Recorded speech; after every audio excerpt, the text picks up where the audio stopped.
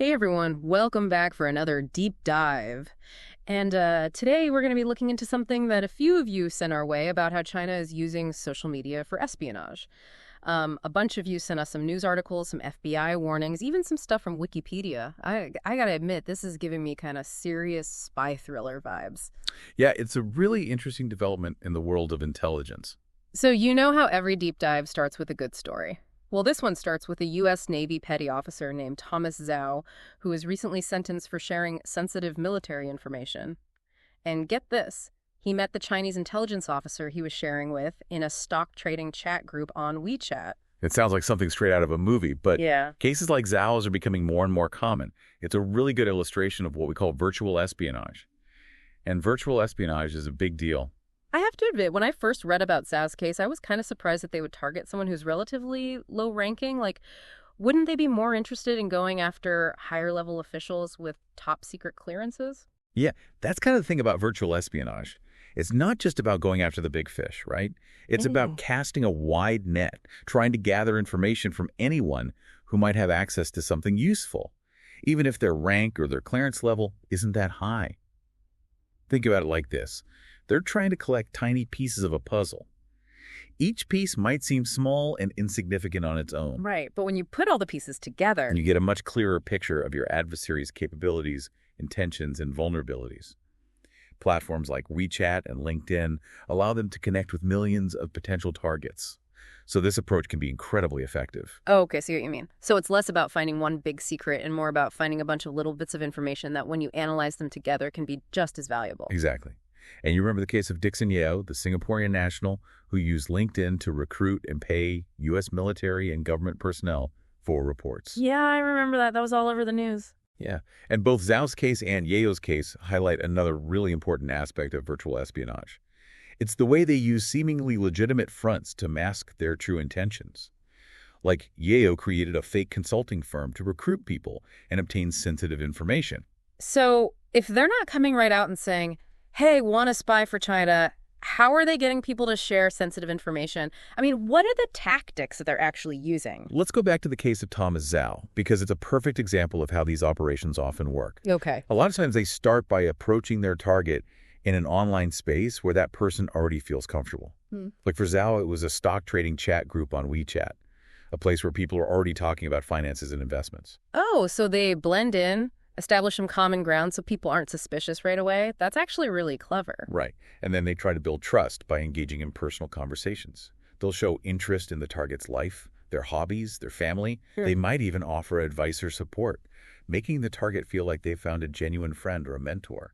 I can see how that works. They're kind of tapping into that basic human desire for connection and belonging.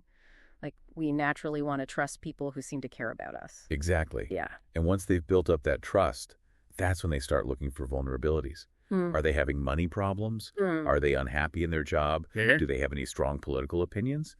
They use this information to figure out which buttons to push. Wow. It's like they've got a psychological manipulation playbook that they can tailor to each target. That's a great way to put it. And then they exploit those vulnerabilities by offering seemingly lucrative opportunities. They might try to disguise them as consulting work or writing reports.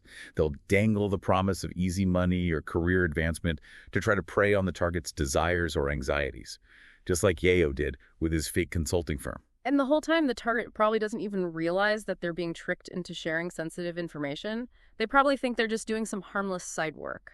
Yeah, that's the danger of virtual espionage. It takes advantage of human psychology. It makes it so hard for people to tell the difference between genuine interest and malicious intent. You just don't know what you don't know, right? That is scary. I mean, there must be some red flags people can watch out for, right? Like, what are some of the signs that something's not quite right? Yeah, for sure. I mean, one of the biggest red flags is if the job offer seems too good to be true. Like if someone is offering you an insane amount of money for something, that doesn't seem that hard. Yeah. You know, something's probably up. Right. It's like the old saying, if it sounds too good to be true, it probably is. What else should we be on the lookout for? Another thing is if they're super complimentary.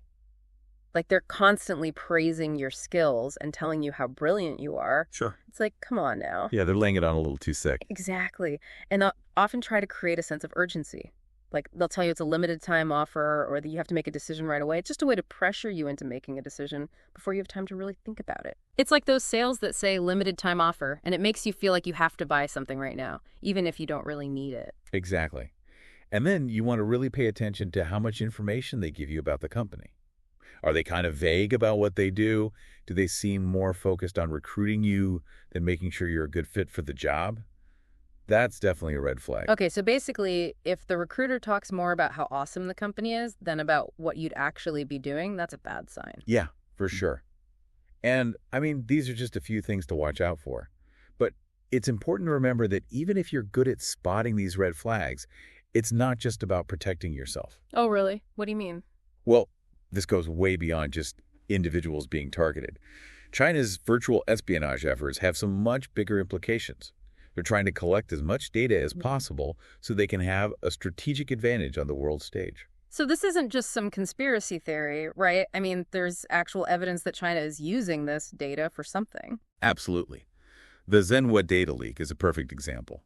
This Chinese tech company was monitoring over 2 million people all over the world. Politicians, business leaders, academics, even people who aren't even on social media. Wait a minute, even people who aren't on social media, how is that even possible? Well, it just goes to show that they're getting information from a lot of different places. It's not just social media. It's public records, news articles, data brokers who buy and sell personal information. It's kind of scary when you think about it. Yeah, it's like even if you're super careful about what you post online, they might still be able to find information about you somewhere else. That's a pretty unsettling thought. And get this, Zhenhua Systems actually had something called an Internet Big Data Military Intelligence System. Okay, that sounds pretty intense. What exactly does that mean? Well, it means they could track U.S. warships in real time. This is about more than just stealing company secrets or influencing elections. They're gathering intelligence that could be used in a military conflict. So basically they could use this data as a weapon. That's one way to look at it. Yeah, I mean, it's not just me saying this.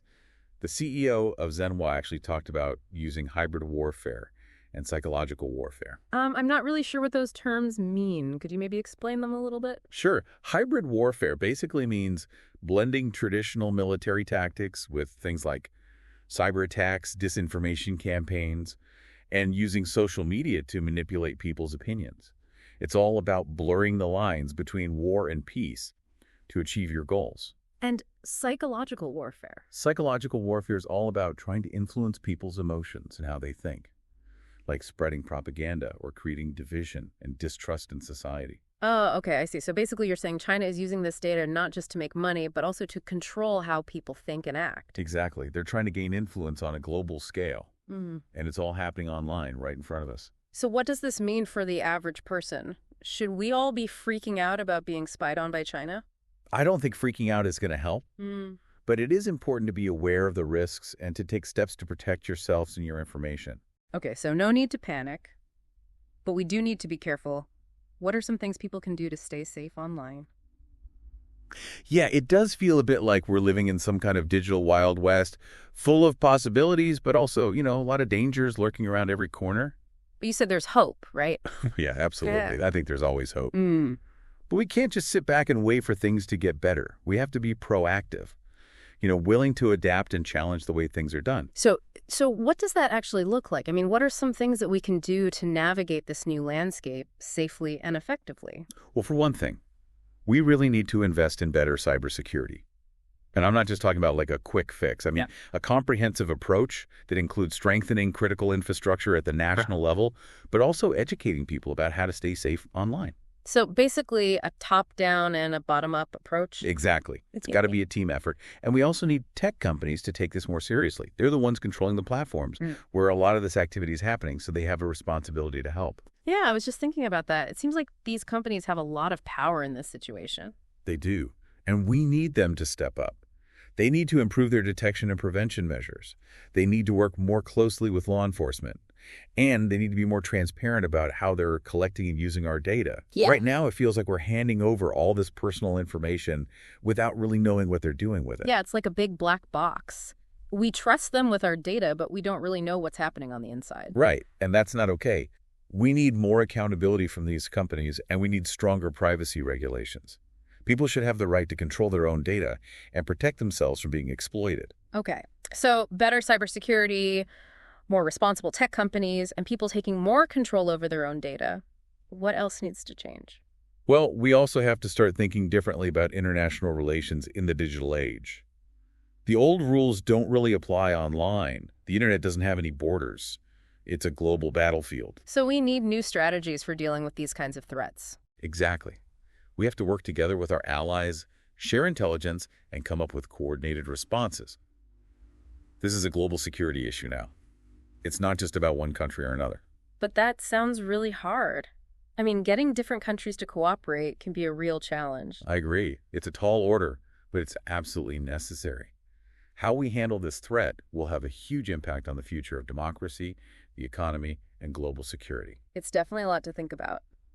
Well, this has been a really informative conversation. I feel like I've learned a lot about the dangers of virtual espionage, but I also have to admit, it's kind of unsettling. Yeah, I get it. It's a complex issue and it's constantly evolving, but the important thing is to remember that we're not helpless. We can take steps to protect ourselves and push for positive change. Absolutely. And I think you've given our listeners a lot of great information to help them do that. I hope so. I really encourage everyone listening to stay informed about this issue. Talk to your friends and family about it, and support policies that promote online privacy and security. We'll definitely be keeping an eye on this issue and talking about it more in future deep dives. We'll keep you updated on any new developments or resources. Sounds good. In the meantime, stay vigilant, stay informed, and stay engaged. All right. We've covered a lot today, but I want to leave you with one last thought. We talked about how the line between our online lives and our offline lives is getting blurry and how data can be used as a weapon. So here's something to think about. If our digital footprint can be used to predict our behavior, manipulate our emotions, and even influence our thoughts, what does it really mean to be human in the digital age? That's something for all of us to ponder. Until next time, stay curious, stay informed, and stay safe out there.